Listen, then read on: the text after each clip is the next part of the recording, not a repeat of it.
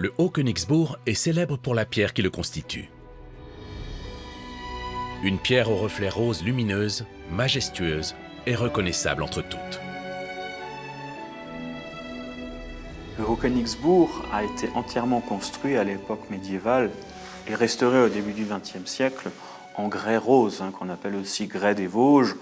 On trouve cette pierre un petit peu partout dans la montagne aux alentours, dans le massif vosgien. Donc la plupart des grands bâtiments de la région étaient au Moyen-Âge construits en grès. C'est une pierre que l'on peut tailler, que l'on peut sculpter plus facilement que du granit par exemple, et ce qui donne ce coloris rouge, rose, orange, c'est l'oxyde de fer. Il est évident que la couleur rosée qui est liée à la présence d'oxyde de fer dans cette roche apporte un aspect totalement particulier et elle se prête à la taille de manière fabuleuse. Et donc on peut y mettre des formes et du coup le fameux bloc à bossage qui fait la carapace du Haut-Königsbourg est finalement la marque de fabrique de cette roche. Sur les pierres du Haut-Königsbourg, on peut effectivement observer des protubérances qui donnent au bloc de grès un aspect arrondi. C'est ce que l'on appelle le bossage. Cette technique, très à la mode au Moyen-Âge, offre de nombreux avantages. Le bloc à bossage, c'est un élément qui est d'abord technique. Ça permet de tailler vite, ça permet de créer le bloc sous sa forme pour ensuite pouvoir l'insérer dans le mur et construire. Et c'est un relief qui n'a aucun intérêt militaire. On peut de temps en temps lire que ça servait à faire ricocher des boulets, c'est absolument faux. En revanche, on se rend compte que s'il y en a autant, c'est que ça a un aspect esthétique, ça crée une impression de roche, et donc ça dégage une certaine puissance dans les maçonneries. Cette technique sera reprise par Bodo Hebhardt au XXe siècle. Les ouvriers ont donc comme consigne d'utiliser en priorité les pierres de l'édifice médiéval retrouvées lors des déblaiements. Mais ces blocs de pierre, parfois abîmés, parfois tout simplement manquants, ne suffisent pas. Une carrière est donc ouverte à quelques centaines de mètres du château, sur la même crête. Ouvrir une carrière, de préférence on va le faire sur une crête, parce que ça évite de monter du matériau. Ce sont quand même des matériaux, des tonnes et des tonnes de caillasse, donc on ne va pas s'amuser à les hisser vers le haut de la montagne, on va les chercher à niveau. Hebhardt, de ce côté-là, reprend tout simplement ce qui a été fait par ses prédécesseurs quelques siècles auparavant. Par contre, les techniques mises en place pour transporter les pierres ne sont pas du tout les mêmes. Au Moyen-Âge, déplacer ces blocs de grès représentait un travail absolument titanesque en raison de la physionomie accidentée du terrain. Ramener de la pierre, déjà il faut le chemin. Donc quand on a une carrière qui est éloignée, ça veut dire qu'il faut un chemin de desserte, un chemin d'accès. Avec les moyens médiévaux, il est sûr qu'un chariot qui va déplacer quelque chose comme une demi-tonne de pierre par voyage, ça représente 2-3 blocs maximum dans l'ordre dans lequel nous sommes. Chaque jour, quelques blocs de grès seulement pouvaient être transportés jusqu'au chantier. Or, pour Bodo Hebhardt, il est impératif de répondre à la volonté de son empereur. La reconstruction doit aller vite. L'acheminement des pierres, en particulier, représente un enjeu extrêmement important.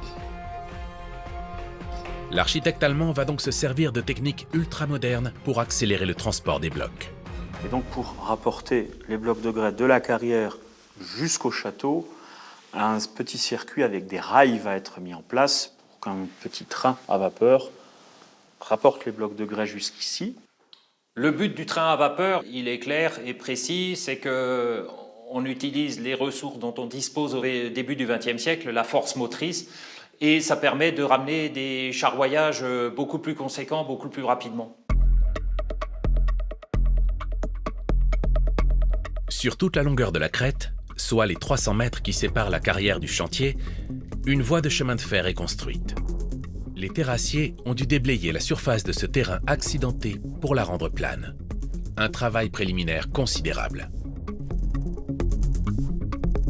L'acheminement de la locomotive, elle aussi, a représenté un véritable casse-tête.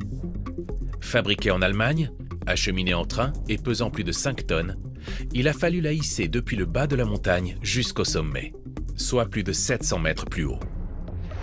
Plus d'une quinzaine de chevaux attelés ont été nécessaires pour y parvenir. Le 18 janvier 1902, le premier train chargé de matériaux effectue le trajet. À la locomotive placée sur les rails, on accroche un, voire deux wagonnets de mine. Grâce à ce procédé extrêmement ingénieux et très moderne, des dizaines de blocs sont acheminés en un temps record pour l'époque jusqu'au chantier. Alors, à titre personnel, je ne connais pas tous les chantiers de restauration de grands édifices, mais en tout cas en Alsace, pour ce qui est de l'Alsace, pour moi c'est du jamais vu. Effectivement, au début du XXe siècle, une telle infrastructure avec ce chemin de fer, toute cette modernité, c'est non négligeable, ça c'est clair. Entre-temps, le chantier de reconstruction a commencé. Et à l'image des moyens déployés pour l'acheminement en eau et en matériaux, il se révèle à la pointe de la technologie et extrêmement ambitieux. Tous les corps de métier sont convoqués. Machinistes, tailleurs de pierre, maçons, charpentiers, mais aussi aubergistes pour s'occuper des repas. D'une quarantaine en hiver, le nombre d'ouvriers passe à 220 en été. Pour le début du XXe siècle, il s'agit d'un chantier très important. Fait exceptionnel pour l'époque, le site dans son intégralité, soit près de 500 mètres carrés, est fourni en électricité grâce à un système relié à une machine à vapeur transportable, la locomobile. C'est l'ancêtre de nos groupes électrogènes actuels. Avoir de l'électricité au début du XXe siècle, sur un sommet à 750 mètres d'altitude, c'est une prouesse, ça c'est clair. Alors que les villages ou les villes en contrebas n'en avaient pas. Donc on voit vraiment que des moyens considérables seront mis en avant pour effectuer une restauration de qualité et une restauration surtout qui ne dure pas des dizaines d'années. Les travaux de reconstruction à proprement parler commencent en 1901 par le donjon. La première raison est politique. Le donjon dans un château, c'est la tour la plus haute. C'est le point culminant, c'est d'où l'on voit, mais c'est aussi ce que l'on voit de loin. Et donc, reconstruire le donjon en premier, c'est montrer qu'il se passe quelque chose ici au sommet de la montagne. Mais les pierres de l'édifice médiéval empêchaient également toute circulation aux abords de la ruine. La deuxième raison est donc logistique. Sa reconstruction se base sur les décombres de l'ancien donjon datant du XIIe siècle. C'est l'un des rares vestiges du premier château. Les assises des murs, d'environ 2 mètres d'épaisseur, indiquaient clairement un plan carré.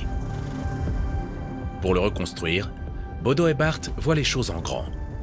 Il installe à l'intérieur de ce dernier une grue électrique dernier cri. Son bras de plus de 9 mètres de long peut soulever des charges pesant jusqu'à 1 tonne sur une hauteur de 40 à 50 mètres. Un dispositif inédit en Alsace.